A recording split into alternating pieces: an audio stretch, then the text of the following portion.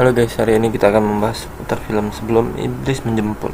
Konten ini merupakan konten spoiler, jadi ada baiknya kalian nonton filmnya aja ya guys. Oke lanjut, film ini merupakan film horor yang dibintangi oleh Chelsea Islan, Pevita Pierce, Samu Rafael, Hadijah Shahab, Ruth Marini, Karina Swandi, dan Raisa Hatapi. Dirilis pada tanggal 9 Agustus tahun 2018. Menceritakan tentang dengan bantuan seorang dukun misterius, Ruth Marini, Lesmana Raisa yang diperankan oleh Raisa tapi membuat perjanjian dengan iblis bahwa ia akan mendapatkan kesuksesan sebagai seorang pengusaha dengan menumbalkan istrinya Kinaryosi. Setelah melakukan perjanjian, Lesmana pun segera meninggalkan istri serta putrinya yang masih kecil, Alfie, yang diperankan oleh Nicole Rossi. Nicole Rossi adalah seorang aktris, penyanyi, model keturunan Blas Indo-Italia. Ia dikenal dalam debut aktingnya di sinetron Elif Indonesia pada tahun 2006. Lanjut, istri Lesmana yang sudah ditumbalkan pun bunuh diri dengan misterius yang disaksikan oleh Alfie dan meninggalkan luka misterius di lengannya. Bertahun-tahun kemudian, Alfie yang sudah dewasa yang diperankan oleh Chelsea Islan tumbuh menjadi wanita muda yang mandiri dan dingin lantaran kehidupan keras yang dijalaninya seorang diri.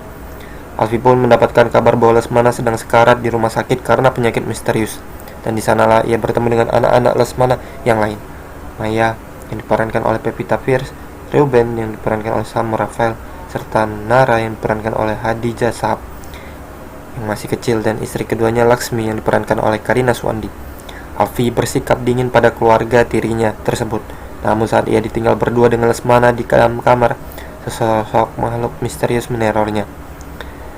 Mengetahui Lesmana masih memiliki satu pula villa di puncak yang mungkin bisa dijual, Laksmi beserta anak-anaknya bergegas mengamankan properti tersebut. Namun, Alfie mendahului mereka tiba di sana. Alfie bertengkar hebat dengan Laksmi dan Maya, dan saat keadaan mulai mereda, Laksmi yang berdiri di depan basement villa tersebut ditarik sosok misterius ke ruang bawah tanah.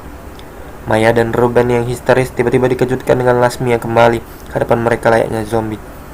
Alfie menancapkan palu ke kepala Laksmi yang sedang menyerang Maya, namun dalam kengerian mereka semua melihat bagaimana Laksmi dengan tenang mencabut palu tersebut dan dari kening. Laksmi lalu melompat keluar dari villa tersebut ke dalam kegelapan malam. Maya yang terluka saat diserang Laksmi dipapa Alfie. Ia pun turun bukit untuk mencari bantuan di rumah warga. Kesalahpahaman di tengah jalan memisahkan Alfie dan Maya. Alfie kembali ke villa sedangkan Maya kembali diserang Laksmi di hutan. Maya pun menghajar Laksmi berkali-kali dengan senter sambil menangis, seakan telah membunuh Laksmi. Saat pagi, Lily diperankan oleh Clara Bernarden, pacar Ruben, datang menjemput dengan mobilnya. Naasnya ia bertemu Maya yang telah dirasuki Laksmi, yang membunuhnya dengan palu. Saat Maya kembali ke villa, Alfie menyadari keadaannya yang aneh. Bersama dengan Ruben dan Nara, ia mencoba pergi dari villa itu, namun villa itu mengunci mereka di dalam. Ruben yang berusaha menenangkan Maya malah dibunuh dengan kejam saat Maya mematahkan kaki dan tangannya via boneka santet. Kemudian ia dipenggal kepala Ruben saat ia memutuskan kepala boneka itu. Alfie pun diseret ke ruang bawah tanah, dan di sanalah ia mendapat penglihatan bahwa dulu Lesmana mengingkari janjinya dengan iblis. Ia malah membunuh dukun tersebut dan menguburnya di ruang bawah tanah tersebut. Maya bersiap akan menyiksa Alfie dengan cara yang sama seperti Ruben. Namun Alfie berhasil mencuri boneka santet Maya dari kantongnya dan melemparnya ke api, membakar Maya hidup-hidup untuk menghentikan arwah sang dukun. Alfie menggali kuburannya dan menancapkan pasak ke jantung mayatnya. Setelah neraka dunianya selesai, Alfie membawa Nara keluar dari villa terkutuk itu ke sinar matahari di luar. Cerita pun selesai.